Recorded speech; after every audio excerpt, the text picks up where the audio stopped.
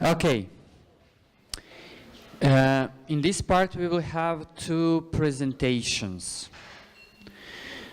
One is from Oliana Sula. She will tell us a little bit online learning competence for young millennials. And I think that it will be really close connected somehow with Graham's presentation, because she will tackle some things are young people really digital natives. And after that, Ivana from Association of Youth Workers of Serbia will tell us a little bit about can we teach youth workers to work with young people and have online courses for that. So to see what is the experience and difficulties and challenges and maybe some good sides of it. Okay. So Oliana Sula. Okay, hello everyone. Hello everyone, I am Oliana Sula. I work as a lecturer and researcher at our second main public university in Albania, which is the University of the beautiful city of Durrës. And I just finished almost my PhD at Estonian Business School in Estonia, in Tallinn. Well, I do a lot of research in what it is social media, digital literacy, digital policy, digital natives, what is social media literacy, cybersecurity education, internet governance. So I work mostly in everything which is digital, although my background is mainly from business. I graduated from business at the university. I teach communication, as you may understand.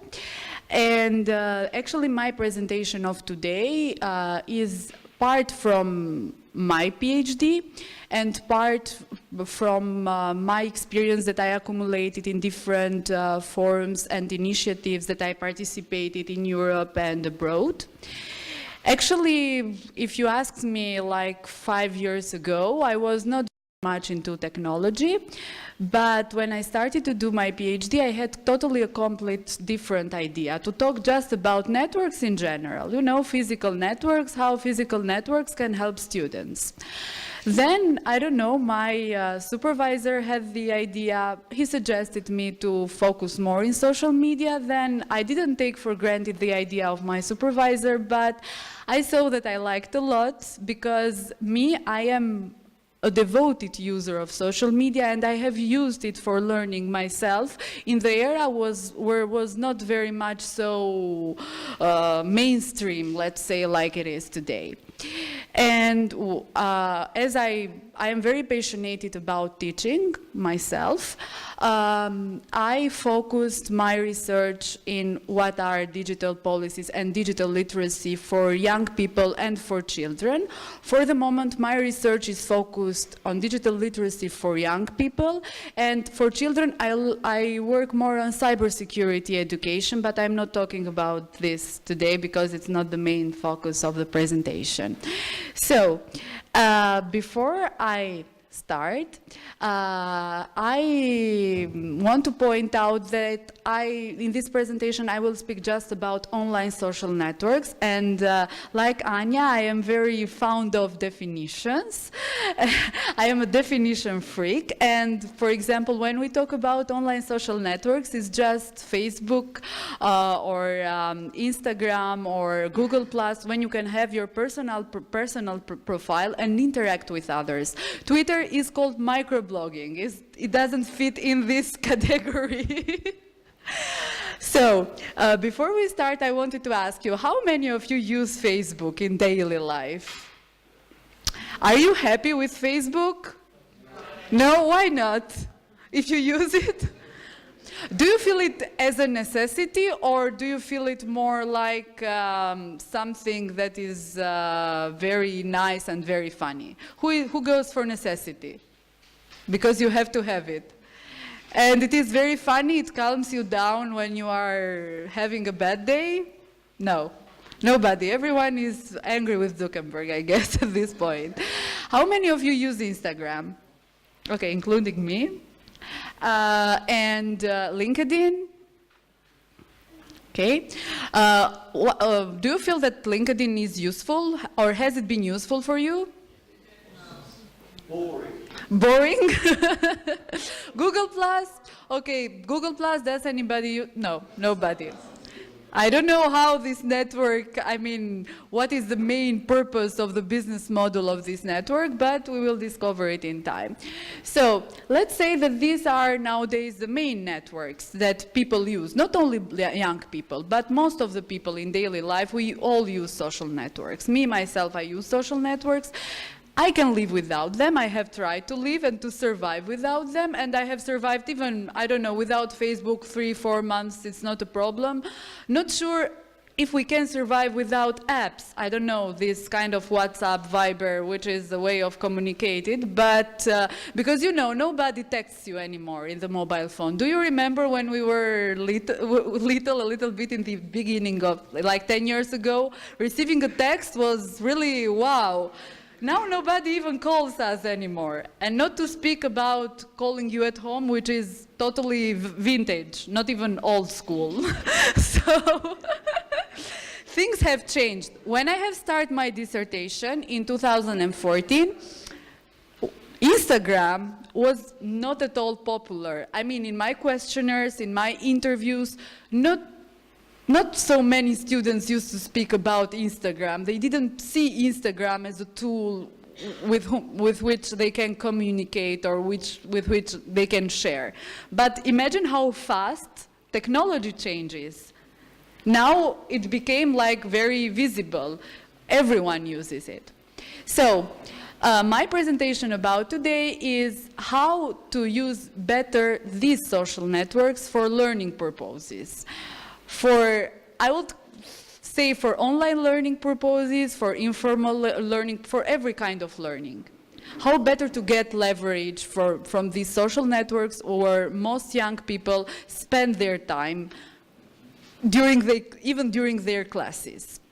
So what I did practically is, in the first part, I don't want to get very boring, but it's like what other people said about using these online social networks for learning purposes. It's not a classical literature review, but there are just some small keywords that compare formal learning in a formal context through social media, which is in the context of higher education institutions, and in a non-formal context, which is maybe the context of youth work.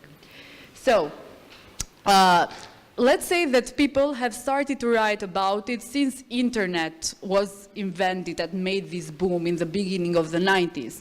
But people who really talk about social media have started really to think in an interesting way about it, let's say after 2010. More or less after 2010, then where they recognize that really we spend time inside these online networks, but we can get leverage from it. And why we can learn inside online social networks? Because we get a more collaborative way of learning, and people usually feel that they are even more equal than inside of a classroom.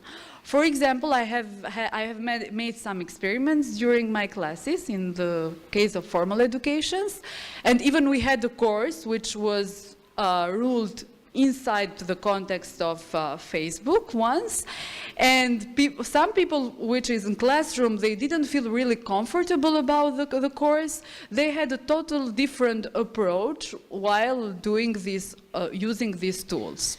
So it gives you this idea of collaboration. Then people feel that have more opportunities of learning. They don't have just some PowerPoint slides or some PDF that they can even download virtually, like Graham said, but they have different sources, multiple sources. Okay, you say that sometimes you have so so much information that you don't even know where to start, what is fake, what is not fake, what is sure, what is knowledge, because information is one thing and knowledge is totally another thing. Then, okay, we assume that people have more access to social media. This is a bit biased because, okay, I have done most of my research with people whom usually have access.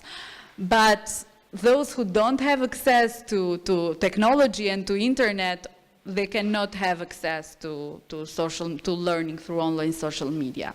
Then is a different way of delivering learning, and it's a process that it is totally facilitated through technology. But what it is important is how to learn inside these networks. Because one thing is knowing how to use the networks, and another total thing is to have the right skills and the competencies to learn and to get the best leverage from these networks. Okay, I'm not an expert of non-formal education. I went through a bit of literature or of interesting articles that other people, other scholars, but even other people, professionals or practitioners in the field wrote about it. And let's say that there is not so much division between using online social networks in the context of formal learning and in the context of non-formal learning. Let's say that due to the fact that the context of non-formal learning is a bit different, so learning has to be more engaging and more interesting in order to motivate more participants in the process. That also, it is important, motivation is also super important in learning in the context of formal education as well. So, what I have done is here is really I didn't want to bring you statistical analysis. I have kept things very simple. What I have done practically, this is one really part of my PhD, of one of my articles of my PhD. Practically, we decided to use mixed methods, a bit of quantitative methods and a lot of qualitative methods as this field is a bit new. And we needed to shape a little bit more some definitions and some theoretical constructs which are not very established yet inside the field. So, firstly, we did some pilot questionnaires which I distributed in Estonia and in Albania. I didn't distribute those because I had the facility, because I did the PhD in Estonia and I'm from Albania, but it was interesting, first of all, from a point of view of comparison, because Estonia is a highly advanced technological country where people are very keen to learn online and even to not have sometimes face-to-face contact with their colleagues. And in Albania, we are a really high context culture where we love a lot face-to-face contact and stuff, and still we don't see this leverage that we can have from online social networks. So then I did some focus groups in Albania, and then we analyzed some blog posts from our course, which was called Business in Social Networks, which is a course totally done online by me and by my supervisor, where people have to upload different, not only homeworks, but different approaches that they had about the networks, about learning. They commented in everything, and they interchanged their opinions with each other's. And we switched a lot of time the roles. I mean, the course had some instructors who graded at the end, but students, they felt themselves instructors because they evaluated, for example, with stars, the opinions of the others, and they had a percentage in evaluating others. I mean, it was not centralized at the instructor itself. So, some of the results were that for learning, students have these perceptions that the only social networks where they can get more leverage, more knowledge, are Facebook, and LinkedIn, and now more and more Instagram. But the knowledge that you get from Instagram is different because it's more visualized as learning experience. It's not really written information I mean, it's more visual. It's more visual, the idea that you get. But as I can see from here, for example, in Estonia, they see Facebook as a tool to learn and to get knowledge, but LinkedIn for them is more trustable because in online social networks and in social media and in everything that has to do with digital, trust is very important. And you know how much fake information and how much fake news, how much fake everything circulates inside those networks and how it becomes a big bubble that at some point explodes and disappears. And there is not any more knowledge. It was a lie after all. Then some of online learning priorities, if we compare Facebook to LinkedIn, let's say that the most important online learning priority in Facebook is knowledge sharing for both countries. Then we have some kind of learning innovation because you get all these text, multimedia. It's not the same as you learn in a piece of paper or in some PDF that you can download as well. Then you have teamwork.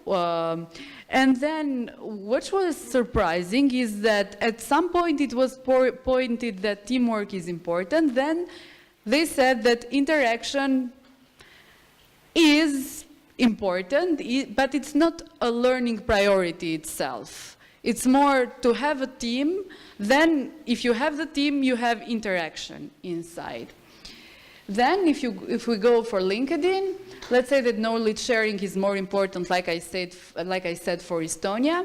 And what is important, students pointed out that social monitoring, the way you monitor information, they said that in LinkedIn is really important because the information, most of information and knowledge is trustable, and you have to be very careful in how, and to know how to get the best from those networks. Then you know that this dimension of group activities or teamwork is not very dynamic because the network itself is built like this. You have group discussions, but you don't have group activities itself if you have ever used LinkedIn. Then from focus group, okay, I coded my data, I made big themes, and I organized the data like this. From focus groups, the competencies that can help people to learn better, young people inside online social networks, are 5 big competencies, which are collaborative competencies, which has to do more with the fact that inside a network, you are part of the network, and the network itself means collaboration, but in the same time, you are competing with other people. You are competing with your ideas, you are competing to get the best from the networks, and it is always this thing of this dilemma between collaboration and competition that it is inside this network. So even from competition, you can get collaboration, especially if you are in the virtual space. Then creative competencies, because our studies was mostly in the context of entrepreneurship and also of social business and social innovation. Creative competencies are really important, and in being creative in an online space is a bit challenging, because it's not the same as being creative in the face-to-face, in the physical space. Technical networking competencies are really super crucial and super important inside the virtual space. Then, especially in the field of social innovation and in the field of non-formal education and youth work, telling your story is really important. Having those narrative competencies, which not all the people have this skill, and especially in the online space, your stories should speak more than the story of other people. Then relationship building competencies, okay, there is this idea of collaboration, this idea of interaction and stuff, but it is how this relation with evolve during the time. Will it be casual, just for that moment when you learn? Will it be a strong tie from a networking perspective that you will keep it with you in time? Or will it be just a weak time spread in your network? Maybe when you will need it, you will go back to it. So for this, it is really important to distinguish that. Then, two big online learning strategies that go with this idea of digital resident and digital visitor, more or less, even if the definition is different. Let's say that some people are really keen to learn online. I felt it during my focus groups and even during the blog posts, very active, and they see it that they will keep this learning strategy even in the future, and usually they tend to be more collaborative, to get a strong network inside the network. Then there are some people that are there just to get the knowledge that they need for the moment. They will drop this kind of learning strategy, and maybe one day they will be back. Who knows? We call this casual online. I don't know yet. I mean, even when I made my pre-defense, I remember casual was not, even me, I adapt about, but really it's like the person which is a digital visitor. Let's say someone who just visits the online space to learn for the moment, but not, it's not part of his or her way of learning. So this was my presentation, and thank you. If you have any questions or any remarks or any doubts about it, you are welcome. Yes? I'm sort of interested in WhatsApp because I think we've got different uses of it coming in different countries. But in Spain, what seems to be happening, everybody uses WhatsApp in Spain, but there's a huge amount of groups of communities being formed, which it seems to me, the ones I know about, to be honest, are ones about dogs. Because my partner is into dogs, and she's of 3 different dog groups. But I think, isn't this people are forming their own social networks? And although WhatsApp started out as really just replacing text, it is becoming a social network where people form their own social networks. So, as I said, how online social networks, because even if you say social network, in the literature or in the scientific definition of it is something else in networking theory. Online social networks for the moment, the definition as it is, include just, networks which allow you to create a public profile. And WhatsApp, your profile, it's not public or semi-public, let's say. And WhatsApp, still, it is considered as a private, let's say, social network, because you have to exchange the number with someone else. Your number is not taken by default. I would not say the same for Facebook Messenger as an app, because Facebook Messenger now is making the transition to business messenger, just for people who talk about business through Facebook.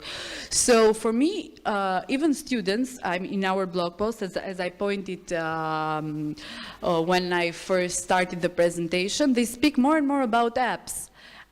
They don't see anymore these, because in apps, as you said, you can create groups and you have your mini circle, not network, circle of people, online circle of people, where you circulate information. So I don't know what the future will tell about apps, but definitely maybe we will talk more about mobile learning or app learning, not even about online social network learning. Any other question? No? Yes?